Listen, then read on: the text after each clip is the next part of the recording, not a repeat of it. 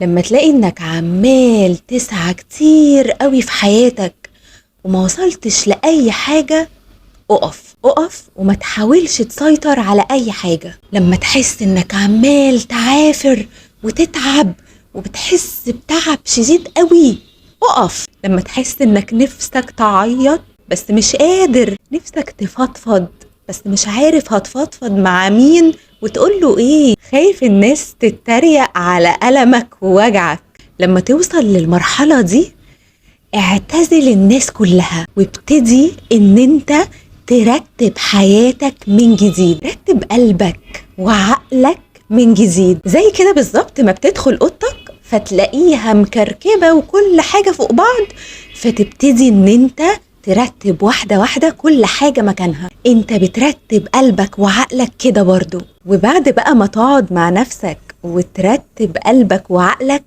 جدد النية. شوف انت بتعمل كده ليه وعشان مين. شوف انت بتدرس وبتشتغل وبتتعب وبتسعى عشان مين، وانوي من جواك انا بعمل كل ده عشانك يا رب، عشان نهاية كل حاجة لله، لربنا بس. وأن إلى ربك المنتهى، كل نهاية لربنا، نهاية كل حاجة في حياتنا لله عز وجل. أنا بتحرك وبجتهد وبشتغل وبسعى وبجتهد وبدرس وبخدم عيالي وبعمل كل حاجة في حياتي عشانك يا رب. هل انت قبل ما بتعمل كل حاجة في حياتك فعلا بتنوي من جواك انها عشانك يا رب؟ لما تبدأ ترتب حياتك على كده ان نهاية كل حاجة لله، هتلاقي خط حياتك هيترسم من اول وجديد. هتبدأ خيوط حياتك تترسم،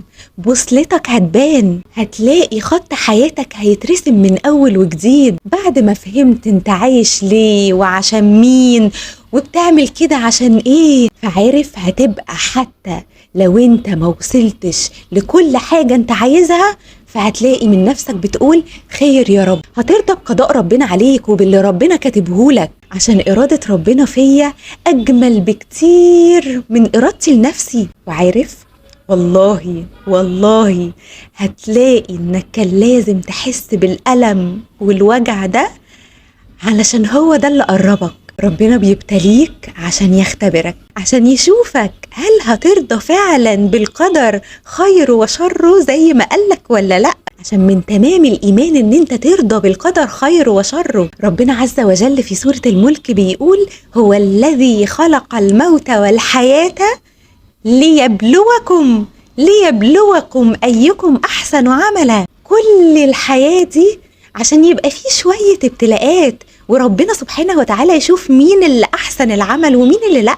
وهتكتشف ان الابتلاء ده كان اختبار علشان ربنا يعليك، يرقيك أكتر وأكتر ويقربك منه أكتر وأكتر. وخلي عندك ثقة ان ربنا بيدي أصعب المعارك لأقوى الجنود، فأبدع في معركتك. ربنا عارف ان انت قدها. كل ما زاد الحمل والتقل عليك قوي، كل ما أجرك عند ربنا زاد قوي. الأجر على قد التعب. ولما هتعرف ان النهاية لله وأن إلى ربك المنتهى، فهتبقى انت عايز تحسن العمل قوي اللي هيتعرض قدام ربنا سبحانه وتعالى. كل ما تعبني قوي كل ما أجري فيه كان كبير قوي عند ربنا. فبالتالي انت داخل الحاجة دي علشان تخليها تليق بربنا سبحانه وتعالى، مش عشان بقى ان انت تنتصر على حد ولا عشان ان انت تسبق حد، لأ. وهيبقى من جواك خلاص يا رب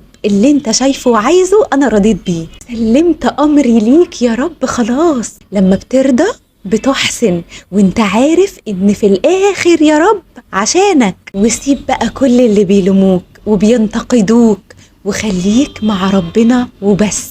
خليك مع ربنا، ربنا هيبقى معاك. ولما ربنا بقى يبقى معاك يا بختك، مش هتخاف مش هتقلق ابدا. خليك مع وعد ربنا عز وجل ليك، إن الله لا يضيع أجر المحسنين. وافتكر إن إرادة ربنا فيك دايما أفضل. وتحرك بقى لربنا بعد ما خلاص بقى عرفت وفهمت وحددت بوصلتك.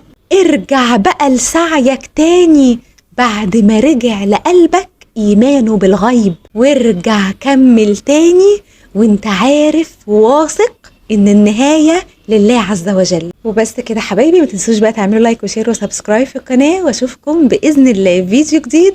سلام.